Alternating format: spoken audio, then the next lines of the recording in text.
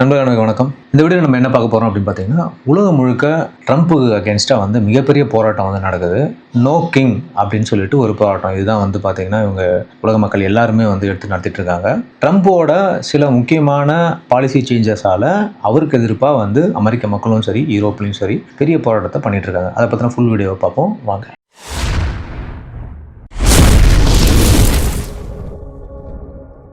இந்த no king அப்படின்ற இந்த போராட்டம் பார்த்தீங்கன்னா உலகத்திலே ஒரு பெரிய மூவ்மெண்ட்டாக உருவெடுத்திருக்கு அப்படின்னு பார்க்கப்படுது.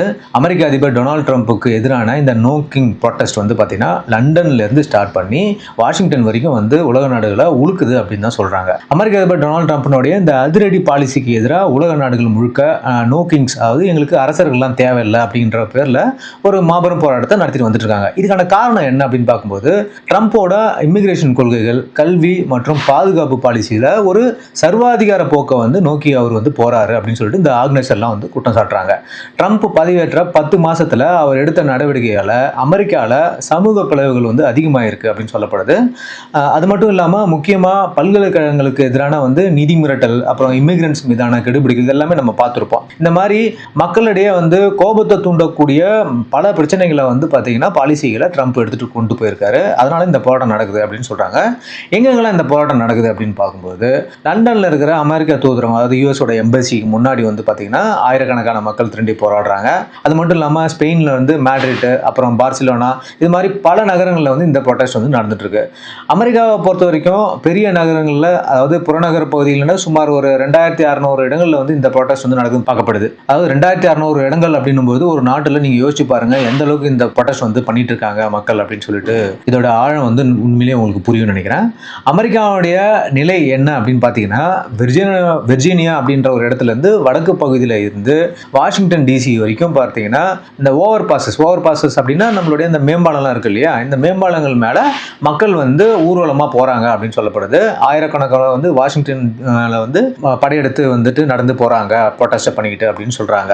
இன்விசிபிள் அப்படிங்கிற ஒரு அமைப்பை சேர்ந்த லியா கிரீன்பர்க் அப்படின்றவங்க என்ன சொல்றாங்கன்னா, அமெரிக்க மக்கள் எங்களுக்கு ராஜாக்கள்லாம் தேவையில்லை அப்படின்னு சொல்லிட்டு சொல்றாங்க. அது மட்டும் இல்லாம இவர் அதிகார துஷ்பிரயோகத்தை ஈடுபடுறாரு அப்படின்னு சொல்லிட்டு அவர் மேல குற்றமும் சாட்டுறாங்க. ஸோ யாரெல்லாம் இந்த ப்ரொட்டஸ்ட்டுக்கு சப்போர்ட் பண்றாங்க அப்படின்னு பார்த்தோன்னா, ப்ரோக்ரஸிவ், அதாவது இந்த லெஃப்ட் விங் சொல்லுவாங்க இல்லையா, இடதுசாரிகள், அதனுடைய தலைவர்களான செனட்டர் பெர்னி சாண்டர்ஸ் அவர் இதை சப்போர்ட் பண்றாரு. அது போக அலெக்சாண்ட்ரியா ஒகாசியா-கோர்டிஸ் அப்படின்ற ஒரு முக்கியமான செனட்டர், இவங்களும் சப்போர்ட் பண்றாங்க. அது மட்டும் இல்லாம நம்ம எல்லாருக்கும் தெரிஞ்ச முன்னாள் வெளியுறவுத்துறை அமைச்சரான ஹிலாரி கிளின்டன் பாத்தீங்கன்னா இந்த போராட்டத்துக்கு தங்களுடைய சப்போர்ட்டை தெரிவிச்சிருக்காங்க அப்படின்னு சொல்லப்படுது. இந்த 3 முக்கிய தலைவர்களும் இந்த போராட்டத்தை முன்னெடுத்து நடத்துறாங்க அப்படின்னு பார்க்கப்படுது. இவங்க எல்லாம் பாத்தீங்கன்னா மிகப்பெரிய முக்கிய தலைவர்கள் அமெரிக்காவில். ஸோ இவங்க இந்த போராட்டத்தில் ஈடுபடுறது முக்கிய விஷயமா பார்க்கப்படுது. ஏற்கனவே ட்ரம்ப்போட 79வது பிறந்த நாளுக்கு பாத்தீங்கன்னா ராணுவ அணிவகுப்பு, அதாவது அவர் என்ன பண்ணாருன்னா அவருடைய 79வது பிறந்த நாள் அன்னைக்கு ராணுவோடைய அணிவகுப்பு நடத்தினாரு.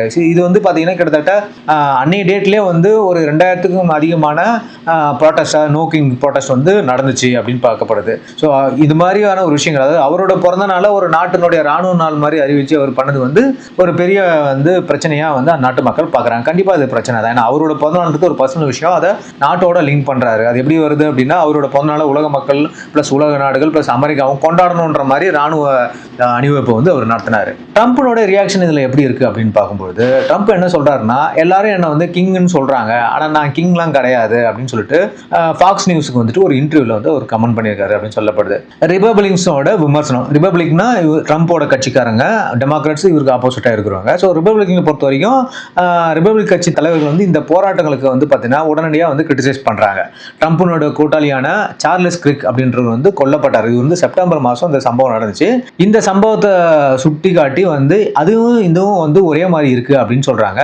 சார்லஸ் கிரிக் எப்படி அவர் கொல்லப்பட்டாருன்னு பார்த்தீங்கன்னா, அமெரிக்காவில் ஒரு யூனிவர்சிட்டி வளாகத்தில் நடந்த ஒரு பொது நிகழ்ச்சியில் அவர் பேசிட்டு இருந்தப்போ அவரை ஒருத்தர் சுட்டு கொள்றாரு. கொலைக்கான காரணம் என்ன அப்படின்னு பார்க்கும்போது ஒரு அரசியல் கொலை அப்படின்னு இதை சொல்றாங்க. ட்ரம்ப்புடைய மிக நெருக்கமான நண்பரான இவரை சுட்டு கொன்றது பார்த்தீங்கன்னா ஒரு அரசியல் உள்நோக்கம் உள்ள ஒரு கொலையா பார்க்கப்படுது. இந்த குற்றம் சாட்டப்பட்ட டைலர் ராபின்சன் அப்படின்ற அந்த நபர் பார்த்தீங்கன்னா எதுக்காக அவரை கொண்டாருன்னு சொல்லிட்டு ஒரு சொல்லும்போது, கிரிக்னுடைய அரசியல் கருத்துக்கள் மற்றும் அவர் பரப்பிய வெறுப்பை பார்த்தீங்கன்னா எங்களால் ஏற்க முடியல, அதனால தான் நான் அவரை கொலை பண்ணேன் அப்படின்னு சொல்றாப்ல. அவர் முழுக்க முழுக்க ட்ரம்ப்போட சப்போர்ட் பண்ற பண்றவர், ரெண்டாவது ட்ரம்ப்போட கொள்கையை தான் அவரும் எடுத்து வெளியில பேசிட்டு இருந்தாரு. அவரை ஒரு பொதுமக்கள் வந்து சுட்டு கொல்றாங்க அப்படின்றது இங்க நம்ம பார்க்க வேண்டிய ஒரு விஷயமா இருக்கு. இப்போ இந்த நோ கிங் ப்ரொட்டஸ்ட் வந்து பாத்தீங்கன்னா இந்த சார்லஸ் கிரிக்கோட கொலை கூட ஒப்பிட்டு அமெரிக்க சபாநாயகரான மைக் ஜான்சன் வந்து சொல்றாரு அப்படின்னு பாக்குறாங்க.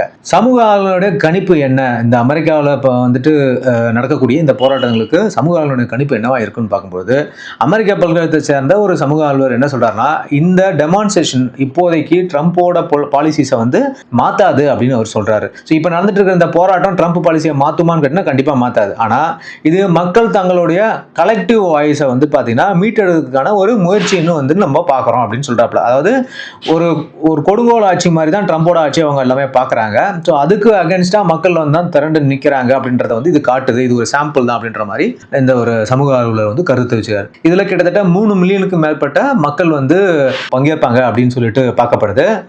போராட்டத்துக்கான காரணமா ட்ரம்போட முக்கிய 5 கொள்கைகளை தான் நம்ம இங்க பார்க்குறோம். இந்த முக்கிய 5 கொள்கைகள் வந்து பாத்தீங்கன்னா போராட்டக்காரர்கள் வந்து மிகவும் வெறுக்கக்கூடியது மற்றும் இது ஒரு சர்வாதிகாரி எப்படி நடந்துப்பாங்களோ அது மாதிரியான கொள்கைகளை கொண்டதா அப்படின்னு பார்க்குறோம். ஸோ இந்த டேபிள் காலம் பார்த்தீங்கன்னா உங்களுக்கு கிளியரா புரியும். ஸோ இதில் ஃபர்ஸ்ட் பிரச்சனை என்ன அப்படின்னு சொல்லி மக்கள் பார்க்குறாங்க அப்படின்னா ஃபெடரல் ஃபோர்ஸஸ் வந்து அனுப்புறது அப்படின்னு பார்க்குறாங்க. அதாவது அதிகார அத்துமீறல் அல்லது நகரங்களில் வந்து ராணுவ மயமாக்கல் அப்படின்னு சொல்லப்படுது. ஜனநாயக கட்சி ஆளும் நகரங்கள், அதாவது அங்கெங்கெல்லாம் வந்து டெமோக்ராட்டிக்ஸ் வந்துட்டு ஆள்றாங்களோ அங்க, அதாவது எக்ஸாம்பிள் பார்த்தீங்கன்னாக்கா போர்ட்லாண்டு, சிகாகோ இது மாதிரி உள்ள இடங்கள்ல உள்நாட்டு எதிர்ப்பை ஒடுக்கிறதுக்கும் குடியேற்றத்தை வந்து அமல்படுத்தவும் மத்திய அரசினுடைய படைகளை தேசிய காவலர்களையும் வந்து இந்த நேஷனல் கார்ட்ஸ் வந்து ரீசெண்டா அவர் எல்லாவற்றிலையும் அனுப்புனாரு. ஸோ அதுக்கான விஷயம் தான் இது. இந்த ஊர்களுடைய அதிகாரத்தை மீறுவதாகவும் மக்கள் மீதான அடக்குமுறையை இந்த நேஷனல் ஃபோர்ஸ் வந்து பாத்தீங்கன்னா ஒடுக்குறாங்க அப்படின்னு சொல்லப்படுது.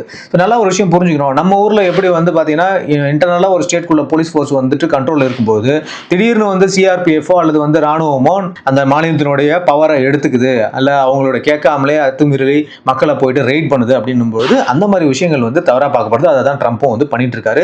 எங்கெல்லாம் ஆப்போசிட் கட்சிக்காரங்க வந்துட்டு ஆட்சியில் இருக்காங்களோ அந்த இடத்துல, அதாவது எங்கெல்லாம் டெமோக்ராட்ஸோட ஆட்சி இருக்குதோ அங்க வந்து இந்த வேலையை வந்து ட்ரம்ப் பண்றாருன்னு சொல்லப்படுது. அடுத்தது பாத்தீங்கன்னா அக்ரெசிவ் இமிகிரேஷன் கிராக் டவுன், அதாவது இமிகிரேஷன் அகேன்ஸ்டா அவர் வந்து கொண்டு வந்த மிக அக்ரெசிவான ஒரு பாலிசி. இதை எப்படி பார்க்கறாங்கன்னா மனித உரிமை மீறலா பார்க்கறாங்க.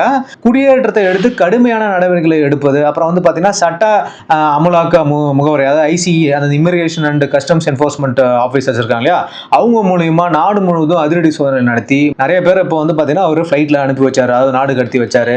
இது வந்து என்ன ஆகுது அப்படின்னா குடும்ப பிரிவுகளை வந்து பாத்தீங்கன்னா குடிமக்களிடையே வந்து ஒரு மிகப்பெரிய அச்சத்தை உண்டாக்குது அப்படின்னு சொல்லப்படுது. அதாவது ரொம்ப நாளா ஒரு 30 வருஷம் 35 வருஷம் வாழ்ந்தவங்கலாம் கூட வந்து ஒழுங்கான டாக்குமெண்ட்ஸ் இல்லை, அது இல்லை இது இல்லைன்னு சொல்லி அவங்கள அந்த ஃபேமிலியிலேருந்து பிரித்து அவங்களுடைய சொந்த நாட்டுக்கு அனுப்பி வைக்கிறது. ஸோ இது மாதிரி விஷயங்கள் வந்து ஒரு மிகப்பெரிய வெறுப்பாக மக்கள் மத்தியில் உண்டாக்கியிருக்கு அப்படின்னு சொல்லப்படுது. அடுத்து மூணாவதாக பார்க்க போகுது என்ன அப்படின்னு பார்த்தீங்கன்னா கிராக் டவுன் ஆன் டிசென்ட், அதாவது யாரெல்லாம் எதிர்க்காங்களோ அவங்கள வந்துட்டு ஒடுக்கிறது அப்படின்னு பார்க்கப்படுது. அதாவது பேச்சு சுதந்திரம் மீறல் அப்படின்னு சொல்றாங்க. போராட்டக்காரர்களுடைய தேசத்தை வெறுப்பவர்கள் கம்யூனிஸ்ட் கட்சிக்காரங்க அல்லது வந்து பார்த்தீங்கன்னா அவங்க வந்து அன்டிஃபா அப்படின்னு சொல்லிட்டு முத்திரை குத்தி அவங்களாம் வந்து பார்த்தீங்கன்னா ஒரு ஆன்டி அமெரிக்கன் அப்படின்ற மாதிரி ஒரு முத்திரையை குத்தி மேலும் அரசியலுக்கு எதிரான மற்றும் விமர்சனங்கள் மீதான பழிவாங்கும் நடவடிக்கைகளை வந்து எடுப்பது, இது போன்ற ஜனநாயகத்தின் அடிப்படை உரிமைகளை எதிர்ப்பவங்களுக்கு மிகப்பெரிய ஒரு உரிமையை அடக்குவதை வந்துட்டு செய்யறாங்க அப்படின்னு தான் வந்து இந்த ட்ரம்போட அரசு மீது மக்கள் வந்து குற்றம் சாட்டுறாங்க. அடுத்து நாலாவதா பார்க்கறது என்னன்னா அதிகார வரம்பு மீறல் மற்றும் நீதிமன்றங்களை மீறுதல், அதாவது அரசியலமைப்புக்கு அச்சுறுத்தல் அப்படின்னு இது வந்து பார்க்குறோம். ஏன் அப்படின்னு பார்த்தீங்கன்னா ஒரு மன்னரை போல தனக்கு வரம்பாற்ற அதிகாரம் இருப்பதா வந்து ட்ரம்ப் வந்து கருதுவதாக போராட்டக்காரர்கள் குற்றம் சாட்டுறாங்க. எக்ஸாம்பிள் பார்த்தீங்கன்னா நிர்வாக ஆணைகள் மூலம் சட்டப்பூர்வ கட்டுப்பாடுகளை மீறுவது, நிதித்துறையினுடைய முடிவுகளை வந்து மதிக்காம இருப்பது, அடுத்த தேர்தலுக்கும் மேல பதவியில் இருக்க ஆசைப்படுவது, இது போன்ற விஷயங்கள்லாம் வந்து ட்ரம்ப் ஈடுபடுறதுனால இதுவும் வந்து எதிர்க்கப்படுது. ஸோ நம்ம ஒரு விஷயத்தை நம்ம கவனிச்சிருக்கணும். என்ன அப்படின்னு பார்த்தீங்கன்னா ட்ரம்ப் ஏற்கனவே ஒரு மீட்டிங்ல சொல்லும்போது ரஷ்யன் ஆயிலை வந்து நாங்கள் ஸ்டாப் பண்றதுக்கு இந்தியாவுக்கு வந்து ஒரு ப்ரெஷரை கொடுத்துருந்தோம். மோடி எங்கிட்ட சொல்லியிருக்காப்புல இந்த மாதிரி ரஷ்யன் ஆயிலை நான் நிறுத்த போறேன் அப்படின்னு சொல்லிட்டு ஒரு புழு வந்து பொழிவு இருந்தாரு. இந்த விஷயத்துல அவர் சொல்லும்போது கூடுதலாக என்ன சொன்னார் அப்படின்னு பார்த்தீங்கன்னாக்கா மோடி வந்து எல்லா நாட்டு தலைவர்களும் ஒரு வருஷம், அதாவது ஒரு பீரியட் தான் இருக்காங்க, 5 வருஷம் இருக்கிறாங்க, இல்லைன்னா ஒரு ஷார்ட் பீரியட்ல வெளியே போறாங்க. ஆனா மோடி மட்டும் 3வது வருஷமா தொடர்ந்து இருந்துட்டே வராப்ல, அவரோட பொலிட்டிக்கல் கரியரை நான் வந்து அழிக்க விரும்பல அப்படின்ற மாதிரி ட்ரம்ப் சொன்னாப்ல. இதனோட உள்நோக்கம் என்னன்னு பார்த்தீங்கன்னா இவர் வந்து அதிக நாளா ஒரு நாட்டில் வந்துட்டு பிரதமராக இருக்கிறாருன்றது வந்து ட்ரம்ப்போட மனதில் உறுத்திட்டு இருக்கு. ஸோ அவரும் அது மாதிரி இருக்கிறதுக்கான விஷயங்களை வந்து பண்ணிட்டு இருக்காரு அப்படின்றத தான் வந்து நம்ம அங்கே பார்க்குறோம். அதை தான் வந்து இந்த 4வது விஷயத்துல பார்க்குறாங்க. அதாவது ஒரு அடுத்தடுத்த வந்து எலெக்ஷன்ல ஜெயிக்கிறதுக்காக என்னென்ன வேலைகள்லாம் செய்ய முடியுமோ அந்த மாதிரி வேலைகளை ஒரு அதிகாரத்தை கையில் எடுத்து பண்ற மாதிரி ட்ரம்ப்பை வந்துட்டு மக்கள் பார்க்குறாங்க. அடுத்து பார்த்தோன்னா 5வது பாயிண்ட், முக்கியமான பாயிண்ட் எதுன்னு பார்த்தீங்கன்னா சமூக பாதுகாப்பு திட்டங்களை வந்து வெட்டுறது அப்படின்னு சொல்றாங்க. அதாவது என்ன அப்படின்னா, ஏழை மற்றும் உழைக்கும் மக்களுக்கு எதிரான சுகாதார பாதுகாப்பு திட்டங்கள், சமூக பாதுகாப்பு வலைகள் மற்றும் ஏழைகளுக்கான அரசு துறைகளின் நிதிகளை வந்து குறைச்சி இந்த மாதிரி விஷயங்களை அவர் பண்ணியிருக்காரு. இது பெரும் கோடீஸ்வரருக்கு ஆதரவானதாகவும் உழைக்கும் மக்களோட நலன்களை புறக்கணிப்பதாகவும் போராட்டக்காரர்கள் வந்து கருதுறாங்க அப்படின்னு சொல்லப்படுது. இதெல்லாம் நம்ம என்ன பார்க்குறோம் அப்படின்னாக்கா, ட்ரம்ப் தனக்கு என்ன தோணுதோ அதை தான் வந்து அங்கே வந்து செயல்படுத்திட்டு இருக்காரு அப்படின்னு தான் பார்க்க முடியுமே தவிர மக்கள் நலனுக்காக எதுவும் பெருசாக பண்ணலை அப்படின்றது தான் முக்கிய உள்நோக்கமாக இருக்குது. அமெரிக்கா வந்து ஒரு மிகப்பெரிய சூப்பர் பவர். அமெரிக்காவில் என்ன நடந்தாலும் அது உலகத்தில் மிகப்பெரிய தாக்கத்தையும் உண்டாக்குன்றது ட்ரம்புக்கு நல்லாவே தெரியும். இதுக்கு முன்னாடி இந்த பிரசிடென்ட் எல்லாருமே வந்து ஒரு விஷயங்கள் எடுக்கிறாங்க, ஒரு ஸ்டெப் எடுக்கிறாங்க அப்படின்னா அது உலக பொருளாதாரத்தை பாதிக்கக்கூடாது அப்படின்ற ஒரு எண்ணத்தோட பண்ணுவாங்க. பட் ட்ரம்ப் அதை பற்றி கவலைப்படவே இல்லை. முழுக்க முழுக்க அமெரிக்கா ஃபர்ஸ்ட் அப்படின்னு சொல்லிட்டு தான் அவர் கொண்டு போறாரு. ஆனால் அமெரிக்க மக்களுக்கு அதில் ஒரு நல்லது பண்றாரான்னு கேட்டீங்கன்னா அதுவும் கிடையாது. நிறைய விஷயங்கள் வந்து பிரச்சனையாக போயிட்டு இருக்கு. அதனால தான் இன்னைக்கு மிகப்பெரிய கிளர்ச்சி ட்ரம்ப்புக்கு அகைன்ஸ்டா நடந்திருக்கு. இது இப்போதைக்கு ஒரு சின்ன போராட்டமாக இருக்கலாம். ஆனால் வருங்காலங்களில் வந்து பார்த்தீங்கன்னா இந்த டெமோக்ராட்ஸோட சப்போர்ட்ல இந்த போராட்டம் பெரிய லெவலில் வெடிக்கிறதுக்கான வாய்ப்பு இருக்கு அப்படின்னு நிபுணர்கள்லாம் சொல்றாங்க. ஓகே மக்களே, இந்த நோ கிங் ப்ரொட்டஸ்ட்டை பற்றின ஒரு டீட்டெயில் உங்களுக்கு நான் தெளிவாக கொடுத்துருக்கேன். இது இன்னைக்கு மிகப்பெரிய பேசுபொருளாக இருக்கு உலக மத்தியில். ஸோ கண்டிப்பாக இந்த வீடியோ இன்ஃபர்மேட்டிவாக இருந்திருக்கும்னு நினைக்கிறேன். நம்ம வீடியோ லைக் பண்ணுங்க, உங்க ஃப்ரெண்ட்ஸ்க்கெல்லாம் ஷேர் பண்ணுங்க, சேனலுக்கு சப்ஸ்கிரைப் பண்ணுங்க, உங்க கருத்துக்களை கமெண்ட் பண்ணுங்க. மீண்டும் அடுத்த வீடியோவில் உங்களை கண்டிப்பாக சந்திக்கிறேன். Thank you, by.